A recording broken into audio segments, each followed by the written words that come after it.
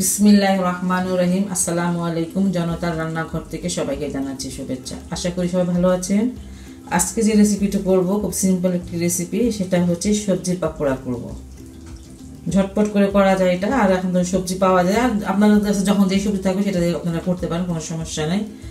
এই জন্য আমি এখানে অর্ধেকটা গাজর নিয়েছি, কুচি করে নিয়েছি। প্রথমে ধুয়েছি, তারপরে কেটে নিয়েছি বটিতে, চিকন পাতলা খুব পাতলা পাতলা করে কাটতে হবে। নিয়েছি কিছুটা বাঁধাকপি, নিয়েছি দুটা পেঁয়াজ একটু বড় ধরনের, আর নিয়েছি কিছুটা মটরশুঁটি, আর 5টা কাঁচামরিচ নিয়েছি। ঝাল যে যেমন খাবেন তেমন দেবেন। এখানে আমি হলুদের গুঁড়া নিয়েছি মরিচের গুঁড়া, ধনিয়ার গুঁড়া, আদা রসুনের পেস্ট, চাট মশলা নিয়েছি গরম মশলা, আর টালা জিরার গুঁড়া নিয়েছি। সবগুলো আধা চামচ থেকে কম কম করে নিয়েছি। আমি ময়দা দিয়ে করব আজকে পাকোড়াটা। আপনারা ইচ্ছা করে আটা দিয়ে করতে পারেন বা বেসন দিয়ে করতে পারেন, যার যেমন পছন্দ তেমন করবেন। তবে আমি আজকে ময়দা দিয়ে করব, সেই জন্য আমি এখানে 1 কাপ ময়দা নিয়েছি। আর নিয়েছি একটা ডিম, একটু হেলদি করার জন্য একটা ডিম নিয়ে নিলাম। আমি এখন পাকোড়ার জন্য সবকিছু মিশিয়ে মেখে নিব। এই সবজিগুলো সব নিচ্ছি, কাঁচামরিচটাও নিয়ে নিচ্ছি, সবকিছু, পেঁয়াজ। হাত দিয়ে মাখাবো, হাত দিয়ে মাখালে অনেকটা টেস্ট বাড়ে, আমার কাছে মনে হয় এরকম। এটাতে আমি লবণটা দেখাই নাই, লবণটা দিয়ে দিচ্ছি। একটু লবণ বেশি হইতে পারে, এটুকু দিই, লাগলে পরে একটু দিয়ে দিব। একটু মাখিয়ে নিব। হাতটা দিয়ে যেভাবে মাখাবেন, চামচ দিয়ে কিন্তু ওইভাবে মাখাতে পারবেন না। হাত যে আল্লাহ দিয়েছে, এটা সব কাজের হাত না থাকলে যে কি সমস্যা মানুষের, যার নাই। দেখেন আমি খুব ভালো করে হাত যেটা মাখিয়ে নিয়েছি, হাত অবশ্য ধুয়ে নিয়েছি। মশলাগুলো দিয়ে দিচ্ছি।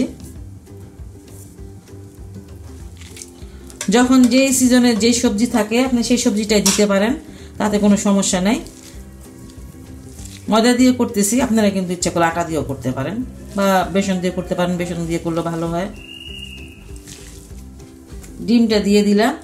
ডিমটা যদি আপনি ধুয়ে ফ্রিজে রাখেন, তাহলে যদি ডিমে কোনো খোসা একটু পড়ে, তাতে কোনো সমস্যা নাই, আপনি উঠে ফেলে দিবেন। কিন্তু আধোয়া ডিমটা দিলে ঘৃণা লাগে। আমি ডিমটা ভালো করে মাখিয়ে নিচ্ছি। এটার সাথে ডিমটা দিলে একটু হেলদি হয়।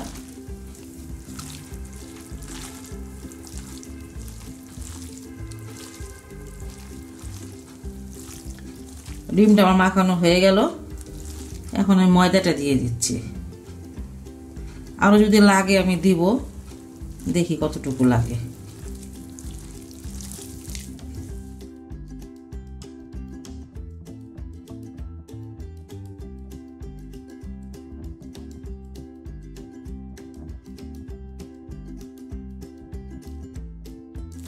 আমার কাছে মনে হয় একটু পানি লাগবে। আমি পানি অবশ্যই দিই নেই, ডিমটা দিয়েছি, সবজির পানি বের হয়েছে।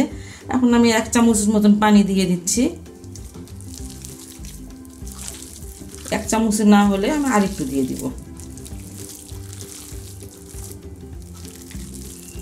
বাস 1 চামচের মতন পানি দিয়ে দিলাম। আমার ডোটা তৈরি হয়ে গেছে। এখন আমি তেলটা গরম হওয়া পর্যন্ত চেষ্টা থাকুক, তারপরে আমি বানিয়ে নিব। এটা মাখানো হয়ে গেল। আমি পাকোড়াগুলো ভাজতে চলে আসলাম। প্যানে কিছুটা তেল দিয়ে দিয়েছি। তেলটা আমার গরম হয়ে গেছে। এখন দিয়ে দিব পাকোড়াগুলো।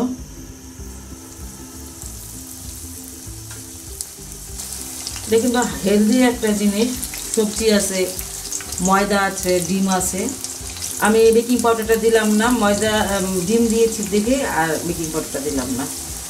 যে কটা আসবে সেই কটাই দেবেন। আমার এখানে 6টা আসলো, এটা 6টাই দিলাম।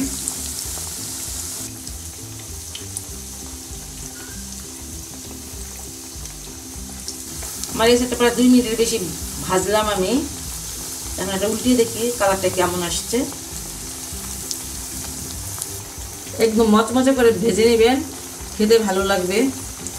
আর পাকোড়াটা মচমচা হলেই ভালো লাগে। ভিতরে একটু নরম থাকবে, একদম কটকটা হলে তো আবার অত ভালো লাগে না। দেখেন কত সহজে হয়ে যায়। আমরা বাসায় যদি একটু তৈরি করি, কিন্তু খুব কঠিন কোনো কিছু না, খুব সহজে হয়ে যায়। সবজি টবজি একটু কুটলাম বা কাজের মানুষ থাকলে তাকে বললাম। তবে আমি আমার সবজি সব কিছু আমি নিজেই করি, নিজেই কুটি সবসময়। আমার যে নিজের কাজগুলো এগুলো সব আমি নিজের হাতেই করি, অন্য কেউ করে দেয়ও না, মানে নাই লোক। আর খুব সহজ একটা জিনিস, সবজি কুটলেন বাস, আটা বা ময়দা হইলো মাখালেন, একটু মশলা মাখালেন, হয়ে গেল সব। আমি যতগুলো মশলা দিয়েছি সব দেওয়া লাগবে এমন কোনো কথা নেই, যেটা নাই সেটা দিবেন না, তাতে কি হয়েছে, তাও মজা লাগবে। একদম ভাজা মশলা হয়ে গেল আমার, আমি এগুলো উঠিয়ে নিব এখন।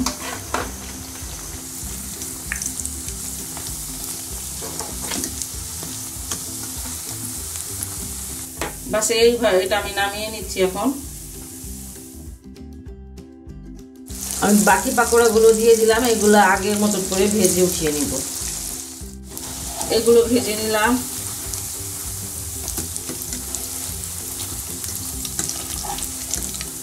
তেলটা এভাবে একটু ঝরিয়ে নিলে ভালো হয়।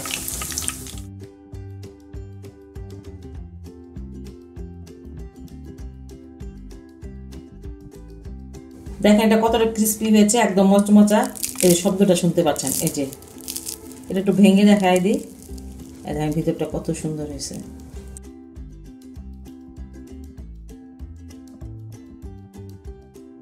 খুব সহজ একটি রেসিপি, সবজি প্রায় সবার ঘরেই থাকে, যখন যে সবজি পাবেন সেটা দিয়ে খুব তাড়াহুড়া করে এটা বানিয়ে নিতে পারেন। আর যদি আমার এই রেসিপিটা আপনাদের ভালো লাগে বা কোনো উপকার আসে, তাহলে অবশ্যই অবশ্যই আমার চ্যানেলকে লাইক, কমেন্ট ও সাবস্ক্রাইব করবেন। সেগুলো সবাই ভালো থাকুন, সুস্থ থাকুন এবং নিরাপদে থাকুন। আল্লাহ হাফেজ।